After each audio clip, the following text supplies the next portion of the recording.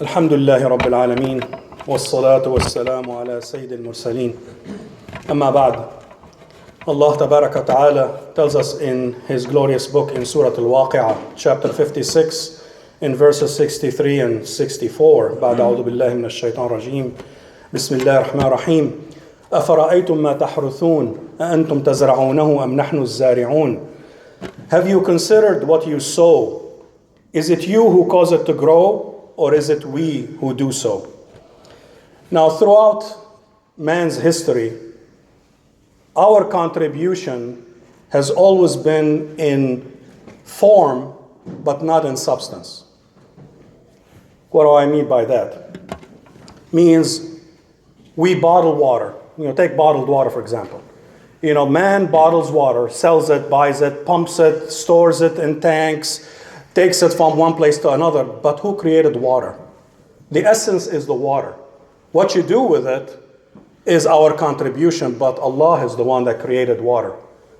We cannot create water if Allah doesn't create it. Food is the same thing. We process food, we package it, we sell it, we move it around. But who grows our food? The animals, the plants. Allah Tabaraka wa Ta'ala is the one who grows it. The essence comes from Allah.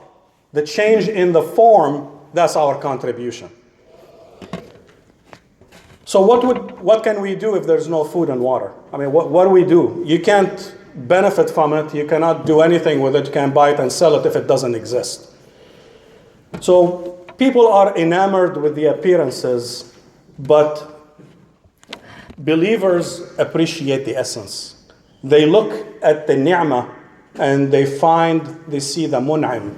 They see the provider behind the object, not the object itself. When you look at the sun and the moon, you say, Subhanallah. You're not enamored by these wonderful things, like the sun and the moon. You appreciate the one who created them and subjugated them for our benefit. That's what a believer does. So, we have to contemplate, and you look at the verse, Allah is inviting us to contemplate. Look at your food. فَلْيَنْظُرِ الْإِنسَانُ إِلَىٰ طَعَامِهِ. Look at your food. You want to find Allah? You want to know who Allah is? Look at your food. Look at yourself.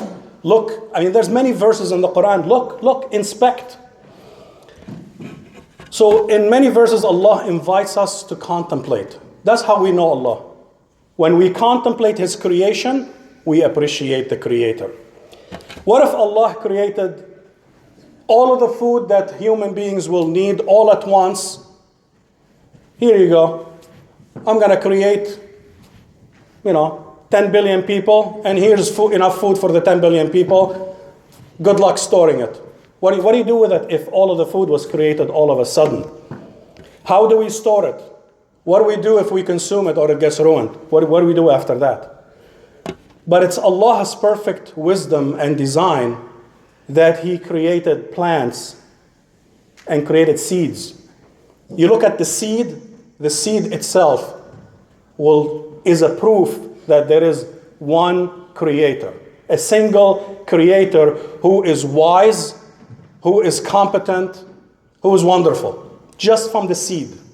If you contemplate it, you have to contemplate it. How food is available for human beings throughout the ages is because of the seed. You can take the seed, you can store it very well. And then when you need it, you plant it. But you plant it, but who makes it grow? Allah Tabaraka wa Ta'ala is the one who makes it grow. All you do is put it in the ground. It may grow, it may not grow. It depends on what Allah wants. So we have to contemplate this wonderful design of the seed and the plants and the trees, things that we enjoy, because that's how we appreciate Allah for His wisdom. You look at the apple. The apple has enough seeds in it to create multiple trees. And these trees will give you hundreds of apples. You can get thousands of apples just from one apple. That's the bounty of Allah, that He gave us a way that we can, the population increase. We have ways to increase the food supply to accommodate everyone. The genetic codes in the seeds is a wonderful thing that, people who specialize in that field, they can take the seed and they can come up with hybrids that are drought resistant, or they bear fruit early, or they bear a lot of fruit. I mean, they can tweak these. Allah permitted us a limited space where we can take these genetic codes, which you have millions of genetic codes in just that one seed. We look at the seed, we don't think much of it. But it is a wonder. If you think about it, you see Allah's greatness in that little seed. So that little seed is capable of producing a tree that produces many, many more fruit and many more seeds, and that continues the species. Now each seed has the seed is a living thing. It has a living germ or embryo that they call. It's a living thing in every seed. They found wheat in the pyramids that had been sitting there for 6,000 years. They took those seeds, wheat seeds, and they planted them, and they sprouted after 6,000 years. Who put that living germ in each seed? That's the design of Allah Tabaraka Ta'ala. The experts look at the seed and they are enamored with the seed. How about the one who created that seed, who designed it, who gave it those properties that you take that seed, you plant it in the ground, you water it with moisture and heat, it grows. And if you look at the seed, that seed, when it sprouts, it develops a root that goes down to the bottom so it can, start getting nutrients, and has a sprout that goes up to the top looking for the sun.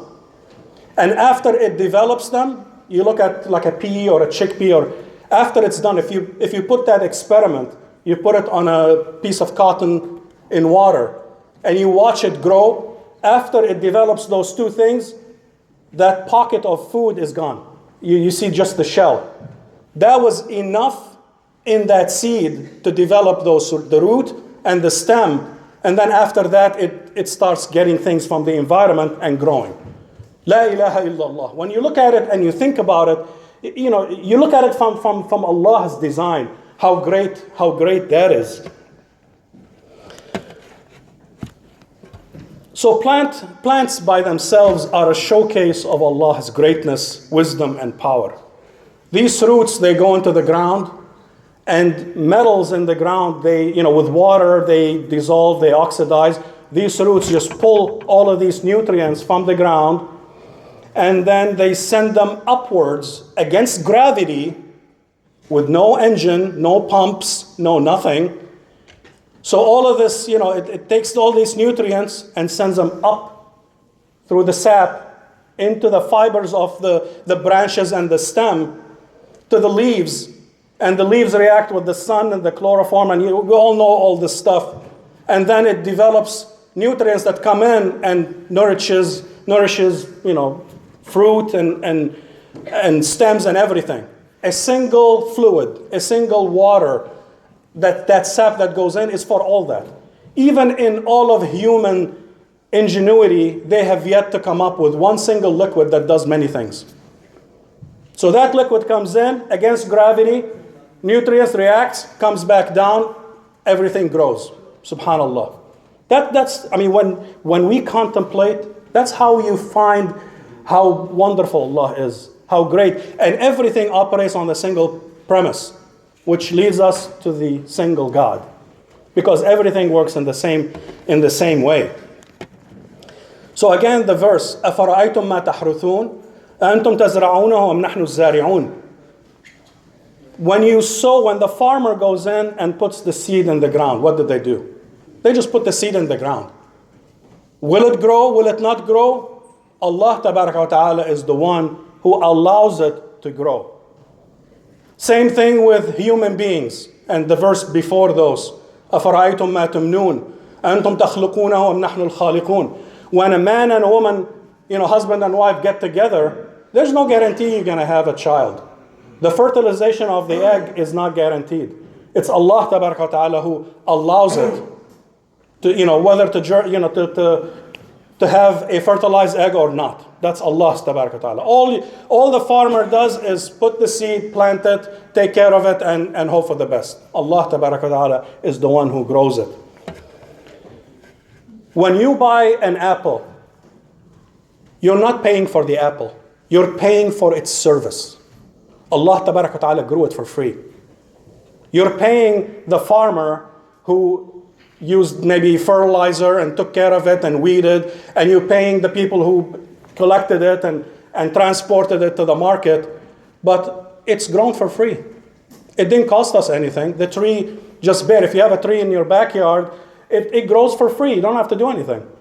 So Allah tabarak wa ta'ala is the one who provides. So when you look at the fruit, just think that you're only paying for the service. You're not paying for it. It is for free from Allah tabarak wa ta'ala. And you look at the food. The food in itself is a proof that Allah tabarak wa ta'ala exists. He is one. He is wise. He is competent. He is Hakim.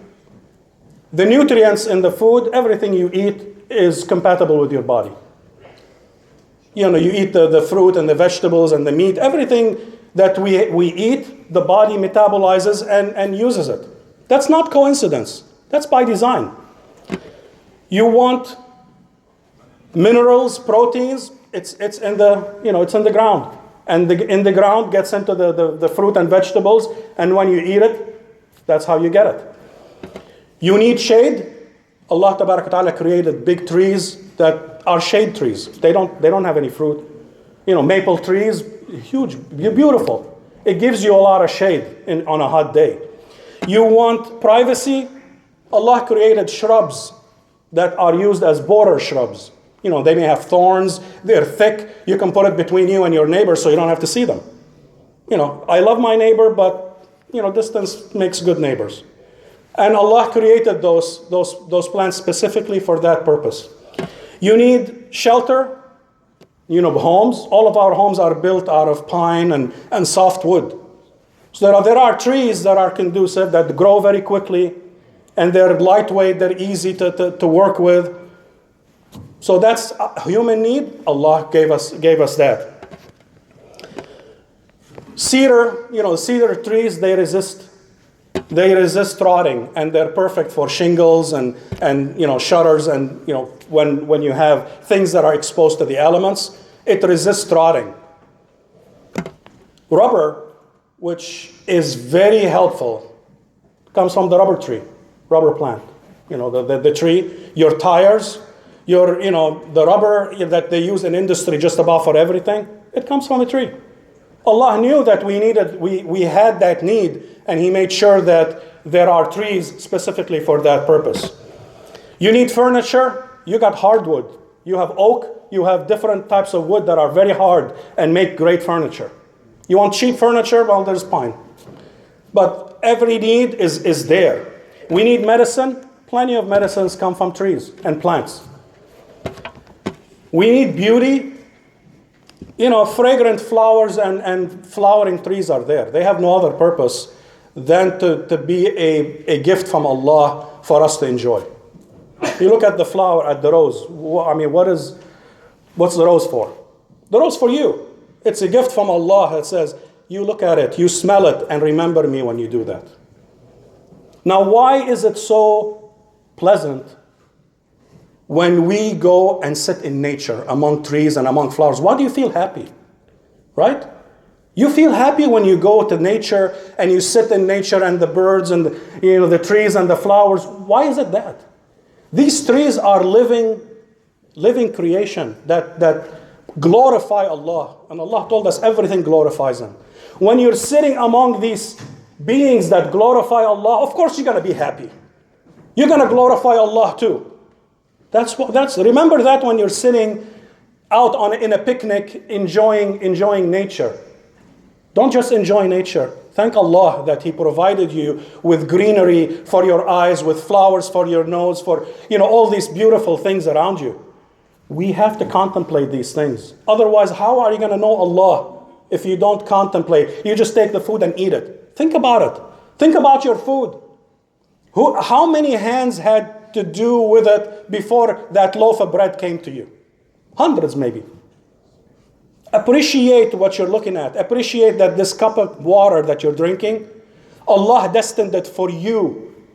Since it fell from the sky, went through the pipes, went through the whatever process it had to go through, your name was on it. Nobody else was going to get it.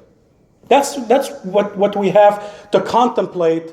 That's ibadah. That's the primary ibadah that we have to contemplate in order to appreciate Allah Tabaraka wa Ta'ala. And there's a large volume of verses in the Quran that talks about the universe and the sun and the moon and the night and the day. Why are all those verses in there? Because we are expected to look at them and contemplate them. So when Allah says contemplate, that's an order. أَفَرَأَيْتُمْ مَا تَحْرُثُونَ أَفَرَأَيْتُمُ الْمَاءَ الَّذِي تَشْرَبُونَ فَلْيَنْظُرِ الْإِنسَانُ إِلَىٰ طَعَامِهِ. These are all orders from Allah, just like praying, just like fasting. It's an order from Allah that don't just pass by it. Stop and think about it. And when Allah orders it and we don't do it, there's two reasons. Either the order is too hard to do or we fall short. Guess which one we fall short. Because everything that Allah told us to do is in our capacity. So if we do not see Allah behind His creation, we have failed. A believer is supposed to see Allah from behind everything that he comes in contact with. So it's an invitation. All these verses are an invitation from Allah. Don't just come across things, think about them. Contemplate them. Sit in the morning before work begins, drink your cup of coffee, look at nature. Just think about how quiet things are. That we're moving thousands of miles, rotating and flying through space, and you look around and everything is still. That's from Allah's creation. That's how you know how wise Allah is, how competent it is, how good He is to us. Appreciate the mun'im, don't just appreciate the ni'mah.